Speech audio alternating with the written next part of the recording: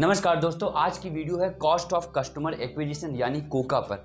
मान लीजिए ये आपका बिजनेस है, इसमें आप जो भी कस्टमर्स को लेके आते हैं, उसमें जो भी आप मार्केटिंग करते हैं, उसी को अगर टोटल कॉस्ट कर लें तो उसी को कॉस्ट ऑफ कस्टमर एक्विजिशन यानी कोका कहते हैं। इस वीडियो में हम समझेंगे कि एक कस्टमर को लाने में कम से कम पैसा कैसे खर्च हो। पहले समझते हैं ये कॉस्ट ऑफ कस्टमर एक्विजिशन क्या होता है यानी कोका क्या होता है। फॉर एग्जाम्पल ये एक कंपनी है, इसने लगभग 1 लाख रुपया खर्च कर दिया 100 कस्टमर्स को लाने के लिए। यानी 1 लाख को अगर 100 से डिवाइड करोगे तो एक कस्टमर को लाने में इस कंपनी का 1000 रुपया खर्च हुआ। अब ये कम है, ये ज़्यादा है, ये इस बात पर निर्भर करता है कि कस्टमर का लाइफ टाइम वैल्यू क्या है। लाइफ टाइम वैल्यू क्या होता है? Life time value of customer का मतलब होता है एक कस्टमर आपके साथ कितने दिन तक आपके साथ बिजनेस करने वाला है, कितने देर तक आपके साथ टिका रहने वाला है, ये इस बात पर निर्भर करता है। कि बिजनेसमैन केवल एक गलती करता है, वो कस्टमर रिटेंशन पर ध्यान नहीं देता। कस्टमर रिटेंशन का मतलब कस्टमर को रोक के रखना, आपके साथ ज़्यादा दिन तक रुके। 80-20 प्रिंसिपल की बात करते हैं। जो 80% आपके कस्टमर होते हैं ना, वो आपके केवल 20% इनकम यानी 20% रेवेन्यू को कॉन्ट्रीब्यूट करते हैं।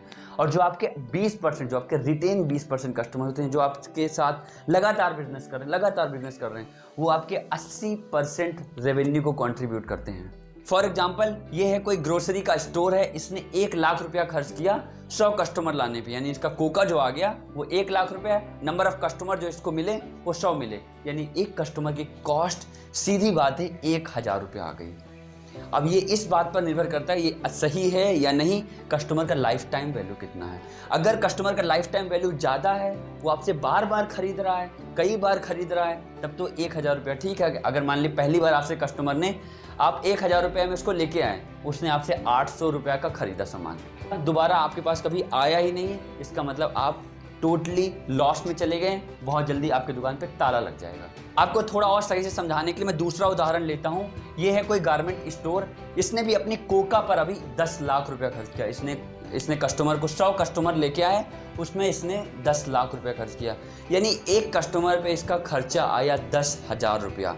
और कस्टमर ने परचेज की, उस दुकान से सामान खरीदा केवल 8,000 रुपये का।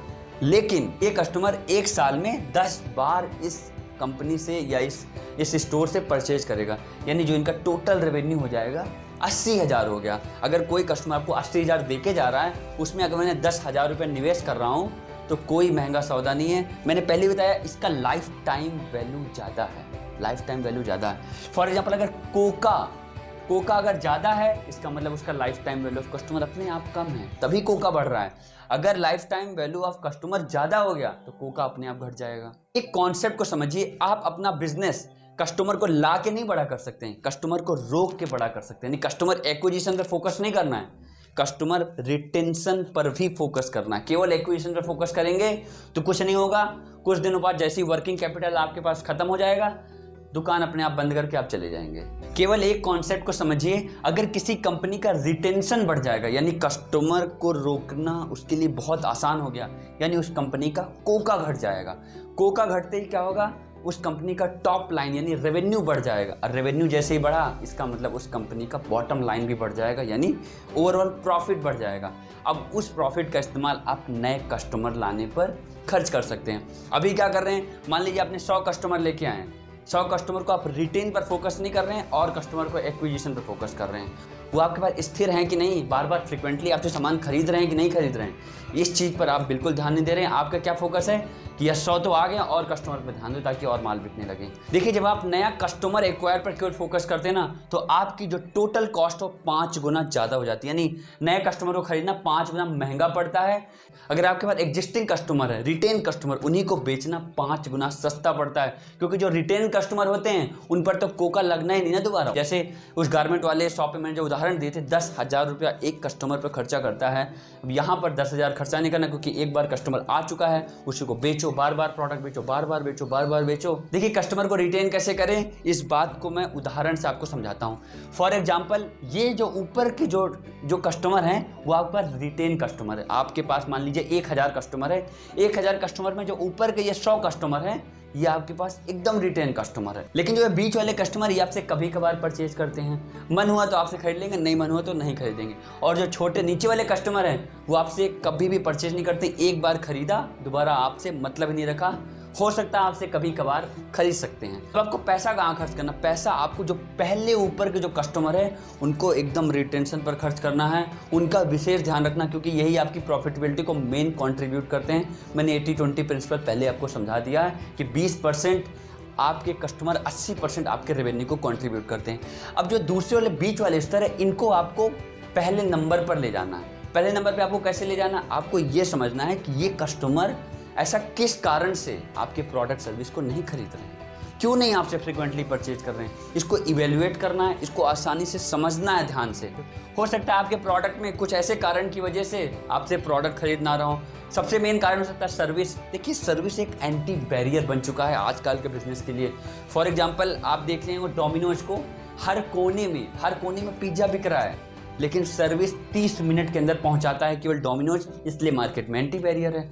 तो सर्विस, क्या पता आप सर्विस अच्छी ना दे रहे हो, अपनी प्रोडक्ट की परफेक्ट प्राइसिंग ना कर पाए हो, ये भी एक कारण हो सकता है। आप मैकडी में बर्गर खाने केवल नहीं जाते हैं, पर कई कारणों से आप जाते हैं। पहली बात, फास्ट सर्विस, आपको पता है तुरंत सर्विस फास्ट मिल जाएगी। दूसरा, क्लीननेस, साफ सफाई एकदम बेहतरीन होगी।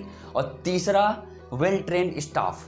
केवल आप इन कारणों की वजह से मैकडी में जाते हैं। मैकडी हो चाहे बर्गर किंग हो, देखिए आप बिलियंस ऑफ बर्गर बेच चुका है, बिलियंस ऑफ बर्गर बेच चुका है केवल इन्हीं कुछ कारणों की वजह से। देखिए, सर्विस अपने आप में एक एंटी बैरियर होती है, इसको इम्प्रूव कीजिए। अपने जो बीच वाले, मिडल वाले जो कस्टमर हैं, इनको पहले नंबर पर लेके आइए। जो भी आपके बॉटम लाइन वाले कस्टमर हैं, अब इनके लिए सोचिए कि ये क्यों नहीं खरीद रहे हैं, इनका क्या कारण है, ये क्यों रिपीट परचेज नहीं कर रहे हैं। पहले इन पर पैसा खर्च कीजिए, कस्टमर रिटेंशन पर बहुत ध्यान दीजिए, उसके बाद एक्विजिशन करिए। अगर कस्टमर रिटेंशन पर ध्यान देंगे तभी कंपनी बड़ी होती हैं। कस्टमर एक्विजिशन से कोई भी कंपनी बड़ी नहीं होती। जितने भी आप $1 बिलियन बिजनेस देखते हैं, वो केवल कस्टमर रिटेंशन पर फोकस कर रहे हैं। बार बार कस्टमर नहीं एक्वायर कर रहे हैं, हर जगह जाके इन्वेस्टर्स के पैसे खर्च कर दो।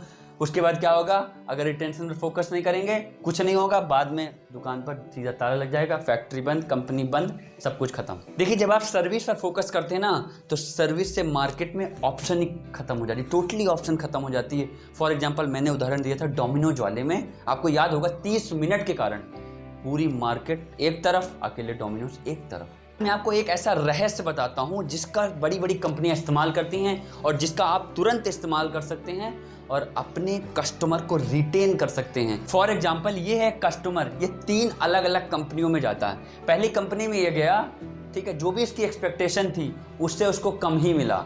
तो क्या लगता है आपको, कभी वो जिंदगी में वापस आएगा? कभी उस कंपनी में नहीं वापस आएगा। उस कंपनी का सबसे डिससेटिस्फाइड कस्टमर होगा, डिससेटिस्फाइड कस्टमर। सेकंड फेज क्या होता है, वो दूसरी कंपनी में गया, जितना एक्सपेक्टेशन उसको था उतना ही उस कंपनी ने दिया, वो खुश हो जाएगा, आपका सेटिस्फाइड कस्टमर होगा। आपका सेटिस्फाइड कस्टमर होगा, लेकिन ये जरूरी नहीं कि वो आपसे ही प्रोडक्ट खरीदे, आपके पास ही बार बार आए। यही कस्टमर जब तीसरे बिजनेस के पास गया, जितनी उतनी एक्सपेक्टेशन की थी उसने, उससे उसको बहुत ज़्यादा मिल गया। इसका मतलब वो बहुत ज़्यादा डिलाइटफुल हो गया, बहुत ज़्यादा सरप्राइज हो गया। इसका मतलब क्या हुआ, आप खुद समझ सकते हो, आपका रिटेन हो गया, हमेशा के लिए आपके पास टिकने वाला है। आपके पास टिकेगा ही नहीं, सही दूसरी जगह आपकी तारीफ भी करेगा। यानी आपका एक तरीके से सेल्समैन बन जाएगा, अनपेड, जिसको आपको पैसा नहीं देना। जितने भी आपको लॉयल कस्टमर होते हैं, जितने आपको रिपीट कस्टमर होते हैं, आपके पास रिटेन कस्टमर होते हैं, ध्यान रखिए, वो आपके विषय में हर जगह आपकी बातें करते हैं। एक तरीके से क्या हो, आपके प्रोडक्ट को बेच रहे हैं, वो बेच रहे हैं बिना पैसा लिए। इसको एक उदाहरण से समझते हैं। मान लीजिए ये मैकडी है, आपने यहाँ एक्सपेक्टेशन की, जब भी आप यहाँ गए एक्सपेक्टेशन की, आपने सोचा कि 5 मिनट के अंदर आपको बर्गर मिल जाएगा। लेकिन अगर बर्गर आपको 10 मिनट में मिला तो आप बहुत ज़्यादा नाराज़ हो जाएंगे, वहाँ से डिससेटिस्फाइड कस्टमर हो जाएंगे। चांसेस है कि आप हर जगह उसकी निंदा करें, हर जगह आप उसकी बुराई करें कि वहाँ मत जाना, आपका वहाँ पर बहुत ज़्यादा टाइम वेस्ट होगा, टाइम बर्बाद होगा। अगर आपने एक्सपेक्टेशन 5 मिनट की थी, मैकडी ने 5 मिनट के अंदर ही आपको डिलीवर कर दिया, 5 मिनट के अंदर आपको दे दिया, आप सेटिस्फाइड कस्टमर हो जाएंगे, आप बहुत ज़्यादा खुश कस्टमर हो जाएंगे। आप सेटिस्फाइड कस्टमर आपका लॉयल कस्टमर नहीं होता है, इस चीज़ का हमेशा ध्यान रखिए। 5 मिनट के अंदर बर्गर डिलीवर कर दिया, हो सकता है कि कभी उसको बर्गर किंग दिखे तो बर्गर किंग में चला जाए, हो सकता है कभी मैकडी दिखे तो मैकडी में चला जाए। लेकिन अगर कस्टमर की एक्सपेक्टेशन 5 मिनट की थी और अगर मैकडी ने उसको 2 मिनट 3 मिनट के अंदर ही डिलीवर कर दिया तो वो रिटेन कस्टमर हो जाएगा। क्यों? क्योंकि उसने जितनी एक्सपेक्टेशन की तो उससे बहुत जल्दी मिल जाएगा। वो हर जगह बोलेगा अरे भैया टाइम बचाना हो तो केवल यहीं जाना। बाकी लोग तो उतने में देते हैं, 5 मिनट लगा देते हैं तो 2 ही मिनट में दे देता है। इसी को बोलते हैं अंडर प्रॉमिस ओवर डिलीवर। जितना प्रॉमिस करें उससे ज़्यादा ही डिलीवर करें, बेशक से प्रॉमिस कम करें। इस चीज़ का ध्यान रखें। इसको अपने बिजनेस में तुरंत आप एग्जीक्यूट कर सकते हैं। यानी आप जो भी एग्जिस्टिंग रिटेन कस्टमर हैं उनको आप सेल्समैन बना सकते हो। देखिए, अगर आपके पास कस्टमर रिटेन है, लॉयल है, उससे आपको कई फायदे। पहला फायदा होगा न्यू प्रोडक्ट। जब भी आपके पास नया प्रोडक्ट को इंट्रोड्यूस करना होगा आप आसानी से बेच सकते हैं। आप वहाँ पर क्रॉस सेल कर सकते हैं, आप अपसेल भी कर सकते हैं। एक प्रोडक्ट लेने आया, 2 3 4 5 प्रोडक्ट और बेच दिया। फॉर एग्जाम्पल हार्ले डेविडसन की बात करें तो वहाँ पर वो केवल बाइक नहीं बेचता, वहाँ पर वो क्रॉस सेल अपसेल भी करता है। वो ग्लव्स भी बेचता है, हेलमेट भी बेचता है, लेदर जैकेट भी बेचता है और भी कई प्रोडक्ट हार्ले डेविडसन बेचता है। जब आपके पास रिटेन कस्टमर होते हैं तो उनको प्रोडक्ट बेचना आसान होता है। जब भी आप कोई प्रोडक्ट लाएंगे सबसे पहले वही खरीदेंगे। अगर आपने कस्टमर रिटेंशन पर सही से ध्यान दिया तो आपकी प्रॉफिटेबिलिटी को, आपके प्रॉफिट को कई गुना तक बढ़ा देता है। मैंने इस वीडियो को बनाने में बहुत मेहनत किया है, कोशिश किया है कि आपको थ्योरी से दूर रख के आपको प्रैक्टिकल तरीके से समझाया जाए ताकि आपको तुरंत समझ में आ जाए, आपको बार बार वीडियो देखने की ज़रूरत ना पड़े। अगर आपको वीडियो सच में इंफॉर्मेटिव लगी हो तो वीडियो को लाइक कीजिए। ऐसी ही और प्रैक्टिकल वीडियो देखने के लिए चैनल को सब्सक्राइब भी कीजिए। वीडियो देखने के लिए आपका बहुत बहुत धन्यवाद।